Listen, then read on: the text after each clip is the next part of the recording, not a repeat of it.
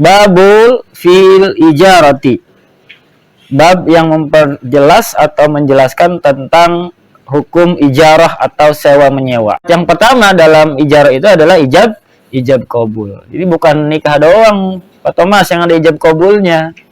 Ijarah juga ada tuh transaksinya, ya. Transaksinya. Ra ana manungsa sing sempurna, ra ana manungsa ora duwe dosa.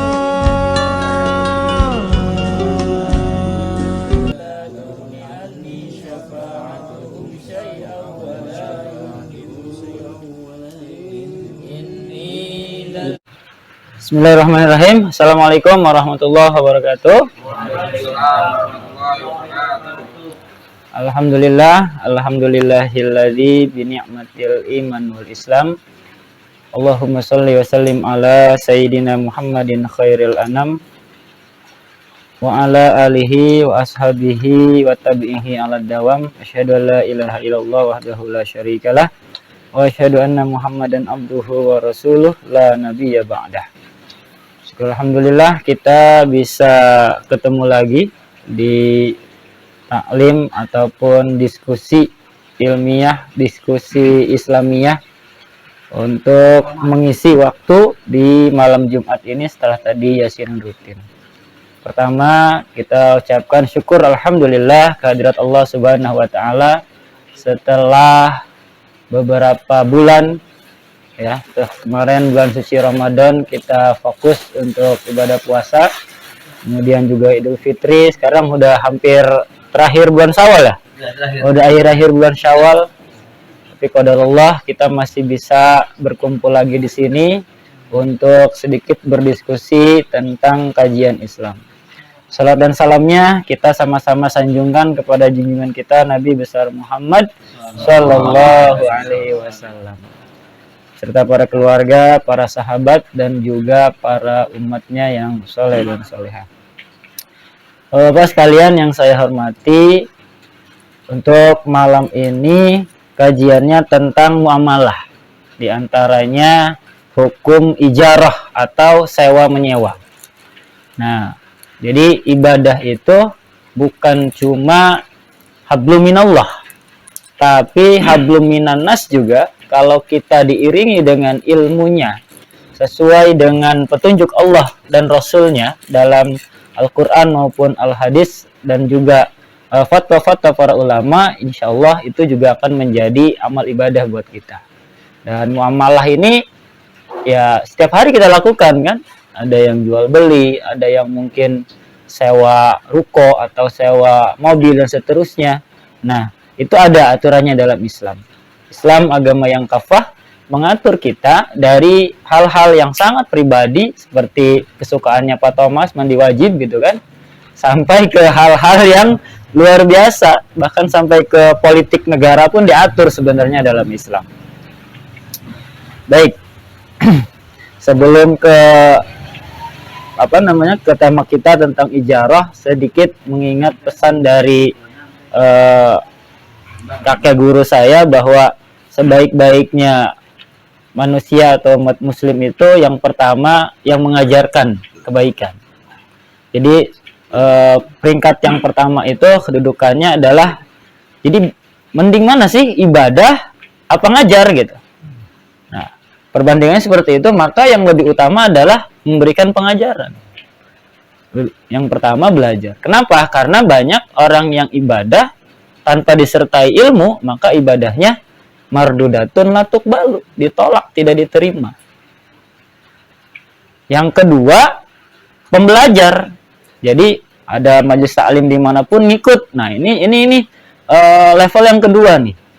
Kalau tadi yang puncak, yang keduanya pembelajar. Jadi dia mungkin ngajar kapasitasnya belum ada, dalam artian keilmuan keagamaannya masih kurang. Nah, ikut belajar kemanapun. Dan sejatinya kita dimanapun harus haus akan ilmu pengetahuan. Dan banyak sekali tuntunan dari guru-guru kita, ustadz-ustadz kita, bahwa pahala dari sebuah majlis ilmu itu luar biasa. Bahkan kalau kita bisa lihat di semua majlis zikir, majlis ilmu, di situ juga ada para malaikat-malaikatnya Allah. Mudah-mudahan nih, sini juga hadir malaikat-malaikatnya Allah. Amin ya rabbal alamin, mendoakan kita, mengaminkan doa kita dan juga mendoakan kita agar terhindar dari semua mara bahaya dan juga mendoakan maksud-maksud kita, hajat-hajat kita supaya segera terkabul. Kemudian kalau mau ngajar nggak ada santrinya, mau belajar nggak ada ustadznya, gimana tuh? Ya udah, sibukkan diri dengan ibadah, dengan sholat sunnah, ya sholat wajib mungkin sudah menjadi pokok gitu kan. Sholat sunnah capek ya wiridan capek ya tadarus capek ya berzikir dan seterusnya. Jadi menyibukkan diri dengan ibadah. Nah, itulah tingkatan hierarki hal-hal yang baik, hal-hal yang positif yang harus kita lakukan. Baik, kita langsung masuk ke tema untuk malam ini, yaitu tentang babul fil ijarati. Bab yang memperjelas atau menjelaskan tentang hukum ijarah atau sewa menyewa. Siapa tahu nih ada bos kontrakan kan, bisa dipraktekin ini.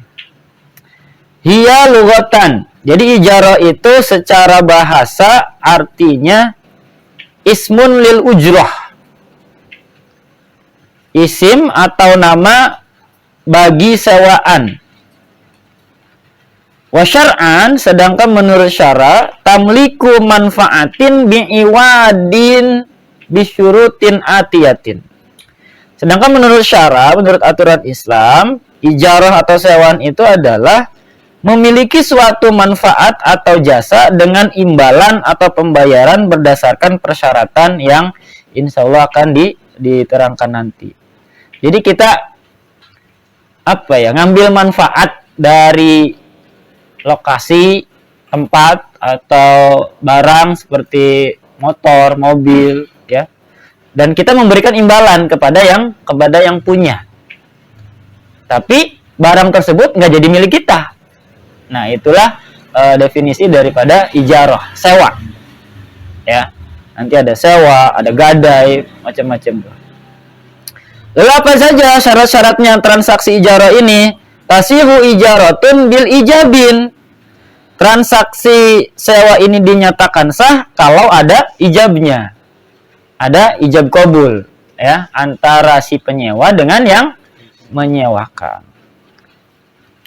Ka ajratuka, seperti contohnya ajartuka, aku sewakan ini kepadamu, atau aku kontrakkan ini kepadamu. Hadza au akraituka au malaktuka manafi'ahu sanatan. Atau aku berikan manfaat atau jasanya ini kepadamu selama 1 tahun dengan imbalan pembayaran sekian. Jadi simpelnya ya itu tadi, ketika kita mungkin nyewa sesuatu, nyewa ruko atau nyewa mobil gitu kan. Jadi yang yang menyewakan itu mengucapkan kalimat ijab. Nah, lalu yang ngabulin siapa? Yang mau nyewa. Wa qabulin, dan yang syarat yang kedua adanya qabul dari si penyewa. Contohnya ka istajartuhu, aku sewa atau aku kontrak mobil ini ataupun ruko ini. Wa aktarat wa waqtaraitu, wa, atau yang lebih simpel wa qabiltu, saya terima sewanya gitu kan. Nah, itu jadi syarat yang pertama dalam ijarah itu adalah ijab qabul. Jadi bukan nikah doang Pak Thomas yang ada ijab qabulnya. Ijarah juga ada tuh transaksinya, ya. Transaksinya. Wa qala Nawawi, Imam Nawawi fi Syarhil Muhadzab, dalam kitabnya Syarah Muhadzab mengatakan, inna khilafal muta'ati yajri fil ijarati warrohni wal hibah. Sesungguhnya ketentuan yang berbeda dengan mu'atoh atau jual beli secara saling memberi tanpa ijab kabul, berlaku pada transaksi sewa menyewa atau gadai dan hibah. Jadi kata Imam Nawawi dalam Syarah Muhadzab, beda sama dengan beda sama ketentuan jual beli. Kalau jual beli kan barangnya itu langsung kita miliki. Sedangkan sewa menyewa ya barangnya tetap punya si yang menyewakan. Si penyewa itu hanya mengambil manfaat daripada barang tersebut atau lokasi tersebut.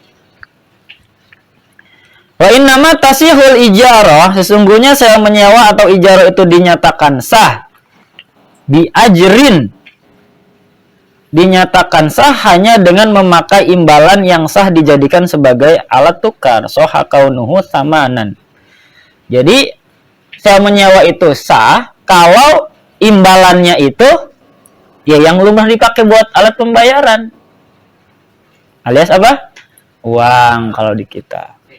Iya. Bukan sabu. Bukan sabu. Yang telah soha kaunuhu samanan maklumin, yang sudah dimaklumi ininya apa namanya kadarnya, dimaklumi oleh semua kalangan, udah diketahui lil akidah ini kodron jenisnya ya, jumlahnya, wajinsan jenisnya, wasifatan dan juga sifatnya. Jadi penukarnya ini udah jelas. Biasanya kalau di kita ya imbalannya uang gitu ya. Tapi mungkin bisa saja kita barter dengan yang lain gitu. Ingkana fi zimma, ya, yang mengetahui ini siapa ya, kedua tadi, orang yang menyewa maupun yang menyewakan gitu. Udah sama-sama tahu lah, yang menyewakan tahu kadarnya dan jenis penyewanya, bukan jenis penyewa, jenis uangnya itu cocok nggak sama yang mau disewakan gitu. Oleh kedua belah pihak terlibat dalam transaksi tersebut dilakukan secara tetapi jika transaksi dilakukan bukan dengan, nah ini nih,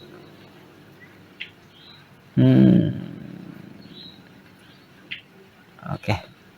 Alat pembayaran dan telah dimaklumi jumlahnya, jenisnya, dan sifat spesifikasinya oleh kedua pihak yang telah terlibat dalam transaksi tersebut. Jika dilakukan dengan utang dalam tanggungan. Jadi, kalau sewanya itu utang, itu udah ada kesepakatan. Udah ada kesepakatan dulu berapa nanti imbalannya, baru dilakukan transaksi itu. Ingkana fi zimma, itu tadi ya, dalam kalau hutang seperti itu. Wa illa, tetapi jika transaksinya dilakukan bukan dengan cara hutang alias kontan, muayyanatuhu fi ijaratil aini awiz zimma, sudah cukup dengan melihat barang dalam penyewaan barang yang bersifat kontan atau penyewaan barang yang masih dalam tanggungan pihak yang menyewakan. Jadi kalau kontan mah ya yang penting kelihatan barang yang mau disewanya, ya. Jadi nggak mesti detail seperti kalau kita nyewanya tempo atau hutang, ya, spesifikasinya. Oke, sampai sini bisa dipahami ya.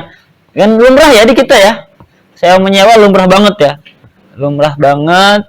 Dan tadi syaratnya tadi, yang pertama ijab qabul, yang kedua sama-sama tahu dan sama-sama transparan, terbuka, supaya tidak ada yang dirugikan. Fala yasihu ijaratun darin wadabatin bi'imaratin laha wa alfin. Tidak sah menyewakan rumah atau hewan kendaraan, seperti zaman dulu mungkin kuda, atau di Arab sana mungkin unta, dengan imbalan pembangunan atau pemeliharaannya. Saya sewa nih rumah, tapi bayar sewanya, ya saya kontrak nih rumah, tapi bayar kontrakannya udah saya bangun aja deh. Mungkin rumahnya bocor atau ada yang belum direnov, saya renov. Itu yang dijadikan pembayaran. Itu nggak sah menurut di sini. Ya. Walaupun kelihatannya sama-sama menguntungkan, itu tidak sah seperti itu. Jadi harus dengan alat tukar yang jelas, yang berlaku untuk secara umum gitu. Jadi fisiknya tampak ya. Iya. Atau kalau binatang itu yang kita sewa, misalkan saya sewa nih kerbau ini buat bajak sawah. Tapi upahnya, pembayarannya ya saya kasih makan nih kerbau selama dia di tangan saya. Gitu.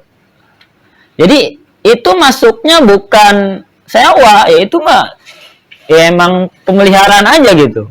Operasional aja gitu. Makanya tidak dianggap sah. Ya, kayak orang ngontrak tapi ketika bocor dia benerin, dia bilang sama yang punya kontrakan, saya udah bayar ya, tuh gentengnya baru. Nggak bisa, ya, nggak bisa seperti itu. Itu namanya ya pemeliharaan saja gitu. Kalau mau, kita bayarkan dulu uang sewanya, biar yang punya kontrakan betulin gitu. Bagus seperti itu. Nah, ada lagi nih. Walasti jarun lisalhi syatin bijildin, tidak sah pula sewa menguliti kambing dengan upah kulitnya yang telah disayat, atau sewa menggiling gandum dengan upah terigunya. Nah, ini juga kalau kurban itu termasuknya ijarah apa bukan? Biasanya ada tuh yang suka ngulitin. Nah, nanti dia dapat kulitnya gitu. Nah, kalau hijabnya ijarah nggak bisa itu. Jadi kita menyayat itu, misalnya nyawa orang nih buat nyayat, buat ngulitin kambing, bayarnya pakai kulitnya, nggak boleh tuh. Atau kita kalau di kampung tuh ada dulu tuh tradisi kalau hari-hari besar itu giling tepung. Nah, giling tepung tapi imbalannya pakai tepungnya. Nah, ini juga tidak disahkan, ya. Imbalan yang tidak mengesahkan barang sewaan tadi, itu diantaranya. Tapi kalau dulu tuh di kampung saya lumrah tuh, jadi kita giling padi, bayarnya pakai berasnya. Nah, Sama berarti nggak sah itu. Harus dijual dulu. jual dulu rupiah. Dijual dulu itunya Nggak denger kayak begini. Nggak denger dulu. Belum ada ya? Iya.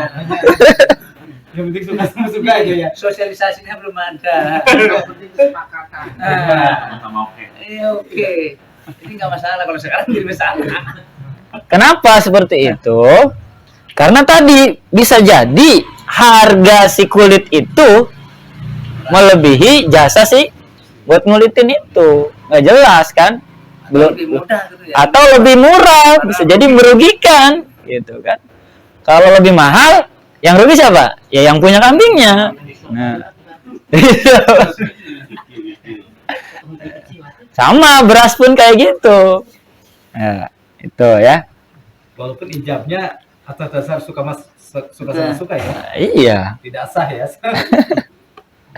Iya, kita Iya, Pak, di kampung dulu begitu ya. iya. Sekarang kayaknya. Dan Padi itu Padahal kan. kan masih sekarang nggak dirupiahkan. langsung. Yang hitungnya hasil ininya, Heeh. berasnya. Iya. Jadi dia Iya. ngumpulnya Misalkan banyak-banyak. dapatnya 10 liter, ya 1 liter buat si yang punya eleran gitu, kan, yang punya mesin. Ya, tuh. Kadang ya budaya atau adat kontra dengan hukum. Kayak itu aja kan kayak gade. Sebenarnya misal kita gade motor nih. Ya udah taruh aja di rumah. Jangan dipakai. Nah, kalau dipakai nggak boleh. justru nggak boleh. Dimanfaatkan ya. Dimanfaatkan, nggak boleh. Masuknya ke hukum riba laginya. Mungkin televisi pun juga sama ya, nggak boleh setel ya. Iya, kalau akadnya gade. Iya. Gade itu kan konsepnya gini. Saya ngutang nih. Iya. Ini gadenya ya. Jadi jaminan aja. Kalau misalkan dalam batas waktu tertentu nggak bisa bayar tuh si pengutang, ya udah jadi milik kita si barang gadian itu. Nah, Jadi itu kan perjanjian. bukan itu ya kayak emas gitu kan itu udah Iya. disimpan gitu. Iya disimpan. Tapi kalau arloji kan dipakai. Arloji mahal ya. Psycho ya udah. Padahal gade ya. Kan milik. Ya mungkin dulu. Fi manfaatin mutaqawwamatin dianggap sah sewa menyewa suatu manfaat atau jasa yang ditaksir nilainya, yakni mempunyai harga standar. Ailah hakiyamun maklumah. Ainan telah dimaklumi harganya, wa qadran jumlahnya, wa sifatan dan sifatnya.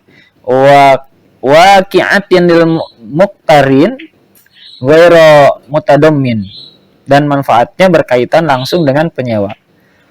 Listifa'il ainin qadran tetapi tujuannya tidak mengandung makna memiliki barang tersebut. Tuh.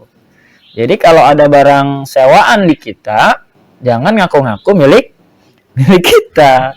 Karena itu sifatnya ya tetap punya orang lain. Bi alla yatadammanul aqdu, yakni dalam akad yang tidak terkandung dalam hal tersebut.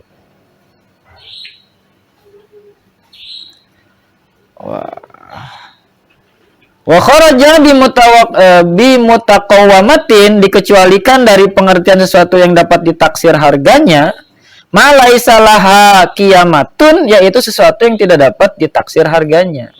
Jadi kalau kita gade sesuatu ya harus bisa ditaksir harganya kisarannya berapa. Ya. Jangan nggak bisa ditaksir dalam arti fluktuatif gitu kan. Itu merugikan nanti salah satu pihaknya. Fala yasilu iktira'u bayya'in li talaffuzi bimahdi kalimatin. Untuk itu tidak sah menyewa seorang calo hanya untuk mengatakan sekedar satu atau beberapa kalimat yang mudah. Apa nih maksudnya nih? Jadi kita pakai calo cuma untuk menyewa, kita sewa orang bisa kan disewa ya? Bisa diambil jasanya kan? Kalau sesuatu itu mudah dilakukan gitu. Jadi kita boleh sewa orang ya yang ahli lah gitu. Misal kita nggak bisa betulin AC, ya kita sewa orang yang ahli di bidang itu. Kalau yang kita dikira-kira mudah, sebaiknya kita lakukan sendiri. Menurut pendapat yang lebih kuat, alasannya sekalipun berupa ijab dan kabul serta barang yang dagangannya laris, mengingat sewa menyewa jasa itu tidak ada nilai dan harganya. Jadi tidak ada nilai dan harganya. Wah, penjelasannya lumayan ini.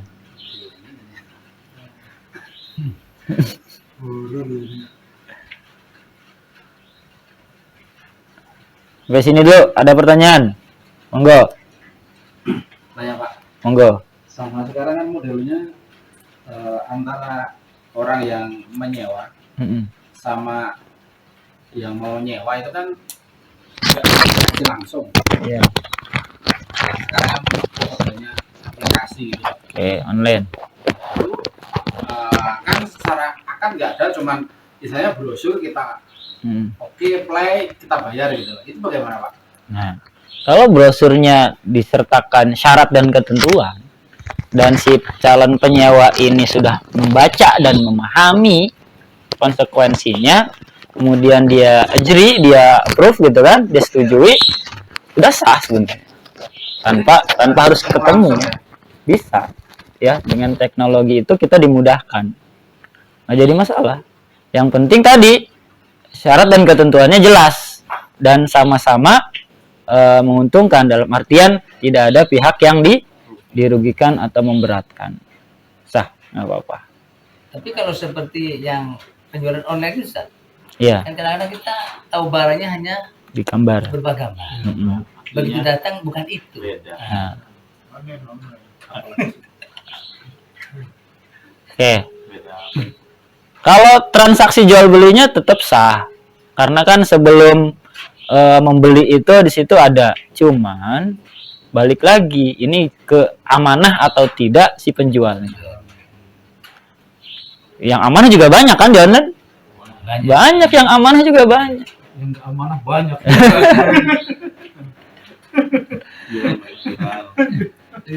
Nah, balik lagi kita sebagai pembeli pintar-pintar cari toko mana yang amanah, yang recommended gitu kan, yang ulasannya Banyak. dipercaya gitu. Bintangnya banyak. Bintangnya 5. Makanya kan ada e-commerce itu gitu dulu. Jadi gimana nih orang mau jual beli, yang beli takut bayar duluan barangnya kagak nyampe, yang jual takut barangnya kita kirim dulu uangnya kagak nyampe. Nah, akhirnya ada pihak ketiga sebagai penengah. Dia yang memberikan regulasi tuh. Tapi sekarang saingan semua tuh. Ya. Enggak ada Harbolnas segala macam tuh.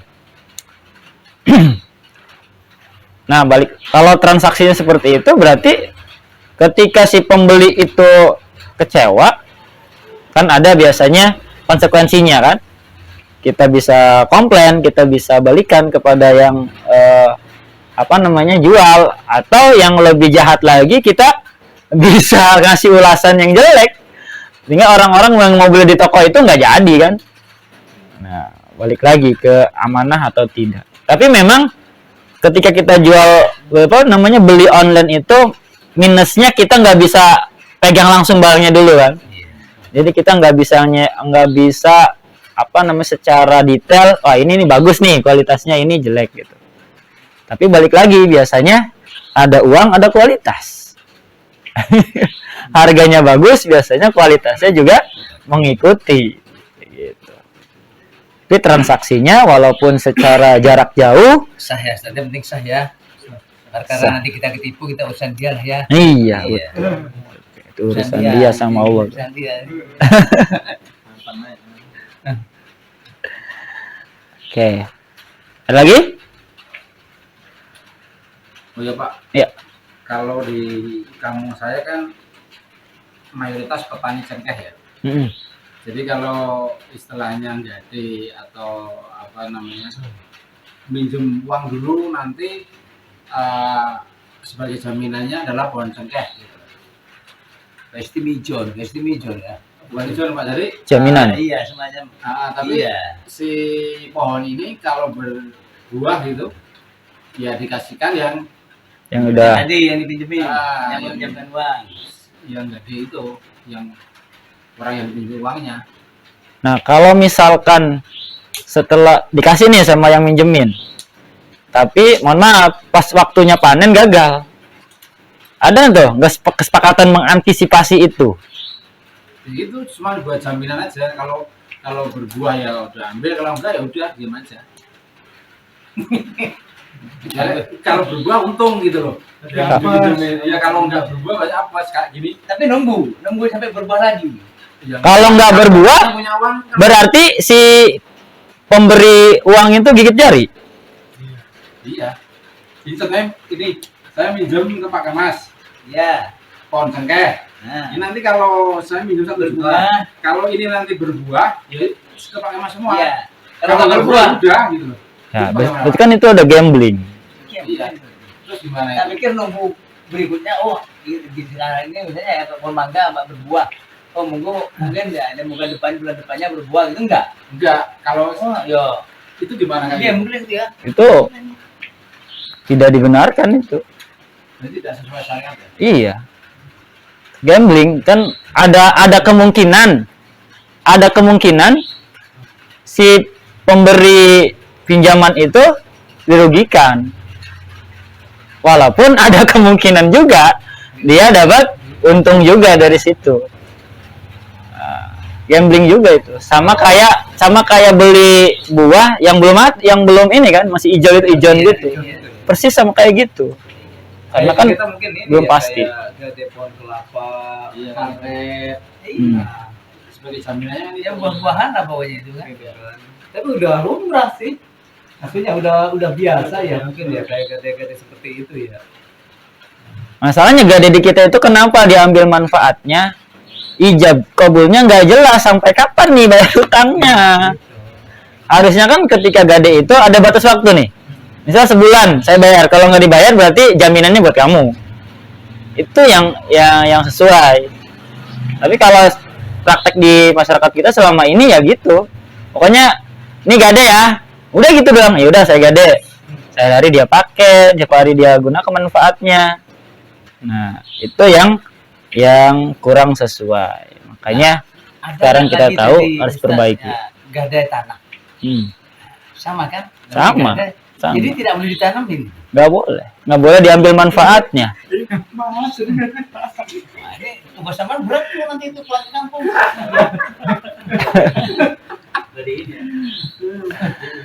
Nah, ini yang di masyarakat kita kadang salah persepsi.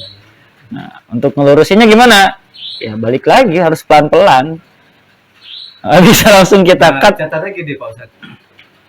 Kalau ada kesepakatan dari awal nih, Heeh. ya kalau kita bahasa ininya dipahitin gitu ya, Hmm. gitu kan. Kalau ada akan contoh mungkin nih gade motor lah gitu kan. Ini saya gade motor gitu kan. Tapi si ininya kan misalnya mengambil manfaat dari itu, tapi emang dibicarakan di awal.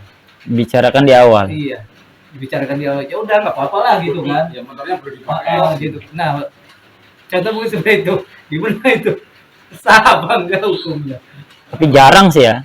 Jarang tapi iya. Caranya ngomong Jarang yang Iya. Jangan ngomong kan ya. Iya. aja. Iya.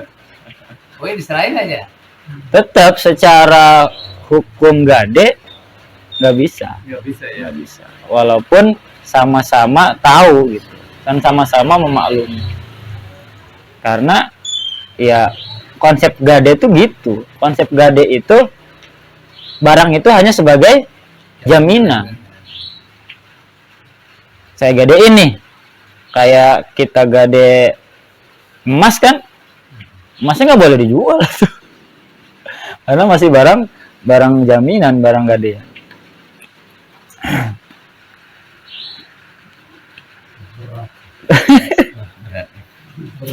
Bahkan dulu ada tuh fenomena orang gadein motor gitu kan, gak jelas ternyata.